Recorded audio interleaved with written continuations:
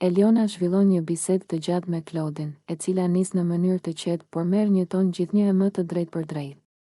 Ajo shfaq vetë besim dhe nuk mundohet ta fshehë qëndrimin e saj, duke thënë hapur se e ka vendosur në mendje ta bëjë Claudin për vete. Sipas saj, kjo është një sfidë personale dhe ajo nuk ka ndërmend të tërhiqet lehtë, pavarësisht rrethanave që mund të ekzistojnë jashtë shtëpisë. Eliona shprehet se për të nuk ka rëndësi fakti nëse Claudi ka apo jo një lidhje jashtë, sepse ajo mendon se gjithçka që ndodh brenda shtëpisë është një realitet tjetër. Ajo thotë se ndjenjat mund të ndryshojnë dhe se askush nuk duhet të ndihet i lidhur me të kaluarën kur ndodhet në një ambient ku çdo ditë lindin emocione të reja. Për Elionën, ajo që ka vlerë është momenti dhe energjia që shkëmbehet mes tyre. Gjatë bisedës, ajo përpiqet ta bindë Claudin se mes tyre ka kimi dhe se kjo nuk duhet injoruar.